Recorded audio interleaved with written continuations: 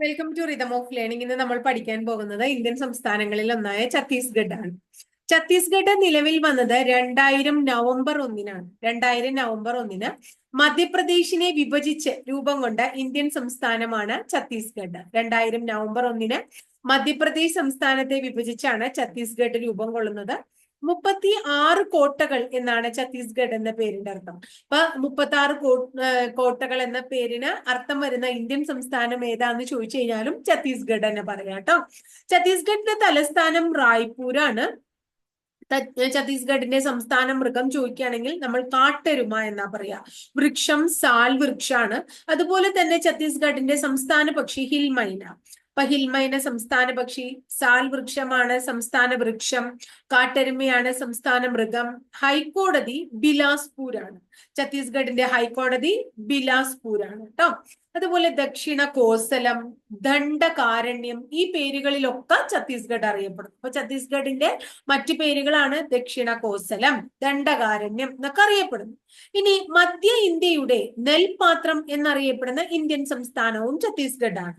മധ്യ ഇന്ത്യയുടെ നെൽപാത്രം എന്നറിയപ്പെടുന്ന ഇന്ത്യൻ സംസ്ഥാനവും ഏത് തന്നെയാണ്? ഛത്തീസ്ഗഡ് തന്നെയാണ് കേട്ടോ.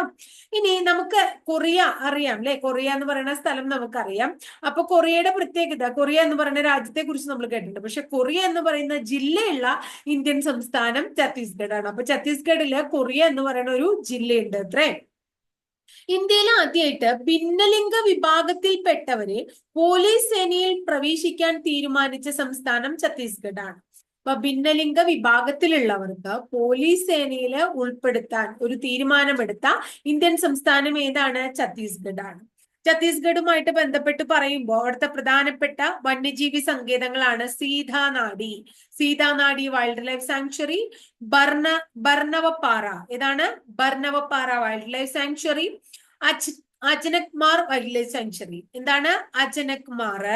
അതുപോലെ തന്നെ ഭർണവപ്പാറ, അജനക്മാർ, ബർണവപ്പാറ, സീതാനാഡി. അജനക്മാർ, ബർണവപ്പാറ, സീതാനാഡി തുടങ്ങിയ ഛത്തീസ്ഗഡിലെ ഇമ്പോർട്ടന്റ് ആയിട്ടുള്ള വൈൽഡ് ലൈഫ് സാങ്ച്വറീസ് ആണ്. അതുപോലെ ഇന്ദ്രാവതി, അതുപോലെ കങ്കർഗട്ടി, ഇന്ദ്രാവതി, കങ്കർഗട്ടി തുടങ്ങിയവ അവിടുത്തെ നാഷണൽ പാർക്കുകളുമാണ്. ഇന്ദ്രാവതി, കങ്കർഗട്ടി തുടങ്ങിയവ അവിടുത്തെ നാഷണൽ പാർക്കുകളാണ് കേട്ടോ. ഇനി കോർബ താപവൈദ്യുത നിലയം എവിടെ കാണപ്പെടുന്നു? സിപാറ്റ് താപവൈദ്യുത നിലയം എവിടെ കാണപ്പെടുന്നു എന്നൊക്കെ ചോദിച്ചു കഴിഞ്ഞാൽ ഛത്തീസ്ഗഡിലാണ്. അപ്പൊ ഛത്തീസ്ഗഡിലെ രണ്ട് പ്രധാനപ്പെട്ട താപവൈദ്യുത നിലയങ്ങളുടെ പേരാണ് ഒന്ന് കോർബയും അടുത്തത് സിപാറ്റും. കോർബയും സിപാറ്റും. ഇനി ഛത്തീസ്ഗഡിന്റെ നാടൻ നൃത്തരൂപം, അവരുടെ നാടൻ നൃത്തരൂപത്തിന്റെ പേര് റാവത്ത് നാച്ച എന്നാണ്. എന്താണ്? റാവത്ത് നാച്ച.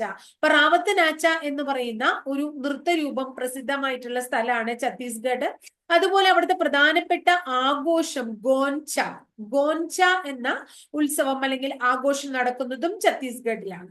പ്രധാനമായിട്ടും അവിടുത്തെ വിള ഏതാന്ന് ചോദിച്ചാൽ നെല്ലാണ്. അപ്പൊ നെല്ലാണ് വിള. ഇനി ഛത്തീസ്ഗഡില് വളരെ ഇമ്പോർട്ടന്റ് ആയിട്ടുള്ള ഒരു ഇരുമ്പുരുക്ക് നിർമ്മാണശാലയുണ്ട്. ഇന്ത്യയിലെ ഏറ്റവും ലാഭത്തിൽ പ്രവർത്തിക്കുന്ന ഇരുമ്പുരുക്ക് നിർമ്മാണശാലയാണ്. ഇനി ഇത് റഷ്യയുടെ സഹായത്തോട് കൂടിയിട്ടാണ് നമ്മൾ നിർമ്മിച്ചിരിക്കുന്നത്. അപ്പൊ തന്നെ നിങ്ങൾക്ക് മനസ്സിലായല്ലോ, ബിലായ് ഇരുമ്പുരുക്ക് നിർമ്മാണശാല 1959 ഈ ബിലായ് ഇരുമ്പുരുക്ക് നിർമ്മാണശാല 1959 സ്ഥാപിച്ചത് എന്ന് പറഞ്ഞു. അത് സ്ഥിതി ചെയ്യുന്നത് ഷിയോനാഥ് എന്ന് പറയുന്ന നദീതീരത്താണ്. ഷിയോനാഥ് നദിയുടെ പ്രത്യേകത, ഇന്ത്യയിലെ ആദ്യത്തെ സ്വകാര്യവൽക്കരിക്കപ്പെട്ട നദിയാണ് ഷിയോനാഥ്. ഇന്ത്യയിലെ ആദ്യത്തെ സ്വകാര്യവൽക്കരിക്കപ്പെട്ട നദിയാണ് ഷിയോനാഥ് നദി. മഹാനദിയുടെ പ്രധാന പോഷക നദിയാണ്. ഈ ഷിയോനാഥ് നദി സ്വകാര്യവൽക്കരിക്കപ്പെട്ടതാണ്. അതുകൊണ്ട് തന്നെ ആ സ്വകാര്യ കമ്പനിയുടെ പേര് നിങ്ങൾ പഠിച്ചു വെക്കുക, റേഡിയസ് വാട്ടർ ലിമിറ്റഡ്. ഷിയോനാഥുമായി ബന്ധപ്പെട്ടിട്ടുള്ള സ്വകാര്യ കമ്പനി റേഡിയസ് വാട്ടർ ലിമിറ്റഡ് ആണെന്ന് മറക്കാണ്ട് ഓർത്തു വെക്കണം. അടുത്തത് ഇവിടുത്തെ വളരെ പ്രസിദ്ധമായിട്ടുള്ള ഒരു ഛത്തീസ്ഗഡിലെ വെള്ളച്ചാട്ടത്തിന്റെ പേരാണ് തിരത്ഗഡ് വെള്ളച്ചാട്ടം. അപ്പൊ തിരത്ഗഡ് വെള്ളച്ചാട്ടം സ്ഥിതി ചെയ്യുന്നത് ഏത് സംസ്ഥാനത്താണ്? ഛത്തീസ്ഗഡിലാണ്. അതുപോലെ മാവോയിസ്റ്റുകളുടെ ഒക്കെ എന്താ പറയുന്ന നക്സൽ ഭീഷണിയൊക്കെ ഉള്ള, നക്സലുകളുടെ ഭീഷണി വളരെയധികം ഉള്ള ഒരു പ്രദേശമാണ്. അങ്ങനെ നക്സൽ ഭീഷണി നേരിടാൻ വേണ്ടിയിട്ട് സർക്കാർ ഒരു സൽവാജൂതും എന്ന് പറയുന്ന ഒരു പദ്ധതിയൊക്കെ നടപ്പിലാക്കിയിട്ടുണ്ട്. നക്സൽ ഭീഷണി നേരിടാൻ ഛത്തീസ്ഗഡ് സർക്കാർ കൊണ്ടുവന്നിട്ടുള്ള ഒരു പദ്ധതിയുടെ പേരാണ് സൽവാജൂതും. ഏതാണ്? സൽവാജൂതും. അതുപോലെ തന്നെ 2009 ഓപ്പറേഷൻ ഗ്രീൻ ഹണ്ട് എന്ന് പറഞ്ഞിട്ട് ഒരു ഓപ്പറേഷൻ തന്നെ, സൈനിക നടപടി തന്നെ ഛത്തീസ്ഗഡിൽ നടക്കുകയുണ്ടായി ഈ നക്സലുകൾക്കെതിരെ നടക്കുകയുണ്ടായിട്ടോ. അതുപോലെ എന്താ പറയുന്നത്, 2010 അവിടെ വലിയൊരു നക്സൽ ആക്രമണം ഉണ്ടായി. ദണ്ഡേവാഡെ എന്ന് പറയുന്ന സ്ഥലത്താണ്. കുറെ അധികം 75-നേക്കാളധികം ആൾക്കാര് മരണപ്പെടുകയും കൂടിയും ചെയ്തതാണ്. അതൊന്ന് ഓർത്തു വെക്കണം. ഇനി ഇന്ത്യയിലെ ആദ്യത്തെ വാണിജ്യ തർക്ക പരിഹാര കോടതി സ്ഥാപിക്കപ്പെട്ട സംസ്ഥാനം ഏതെന്ന് ചോദിച്ച് ഛത്തീസ്ഗഡ് ആണ്. ഇന്ത്യയിലെ ആദ്യമായിട്ട് വാണിജ്യ തർക്ക പരിഹാര കോടതി സ്ഥാപിക്കപ്പെട്ടത് ഛത്തീസ്ഗഡിലാണ്. ഇന്ത്യയിലെ ശ്യാമപ്രസാദ് മുഖർജി റൂർബൻ മിഷന് തുടക്കം കുറിച്ച സംസ്ഥാനവും ഛത്തീസ്ഗഡ് ആണ്. ഛത്തീസ്ഗഡിലെ കുരുബട്ട് എന്ന് പറയുന്ന സ്ഥലത്താണ് ഇന്ത്യയിൽ ശ്യാമപ്രസാദ് മുഖർജി റൂർബൻ മിഷന് തുടക്കം കുറിച്ചത്. എവിടെയാണ്? കുരുബട്ട് എന്ന് പറയുന്ന സ്ഥലത്താണ്, ഛത്തീസ്ഗഡിലാണ്. അതുപോലെ തന്നെ പണ്ഡിറ്റ് ദീൻ ദയാൽ ഉപാധ്യായയുടെ പ്രതിമ നമ്മുടെ പ്രധാനമന്ത്രി നരേന്ദ്രമോദി ഉദ്ഘാടനം ചെയ്തു അടുത്തിടെ. അത് നടന്നത് റായ്പൂർ എന്ന് പറയുന്ന സ്ഥലത്താണ്, ഛത്തീസ്ഗഡിലെ റായ്പൂരിലാണ്. പിന്നെ ഇവിടുത്തെ പ്രധാനപ്പെട്ട ഒരു എയർപോർട്ടാണ് റായ്പൂരിൽ തന്നെയുള്ളത്, സ്വാമി വിവേകാനന്ദ എയർപോർട്ട്. അപ്പൊ സ്വാമി വിവേകാനന്ദ എയർപോർട്ട് എവിടെയാണ്? റായ്പൂരിലാണ്. ഈ ഛത്തീസ്ഗഡിന്റെ സാംസ്കാരിക തലസ്ഥാനം ഏതെന്ന് ചോദിച്ചു കഴിഞ്ഞാൽ റായ്ഗഡ് ആണ്. ഛത്തീസ്ഗഡിന്റെ സാംസ്കാരിക തലസ്ഥാനം ഏതാണ്? റായ്ഗഡ് ആണ്.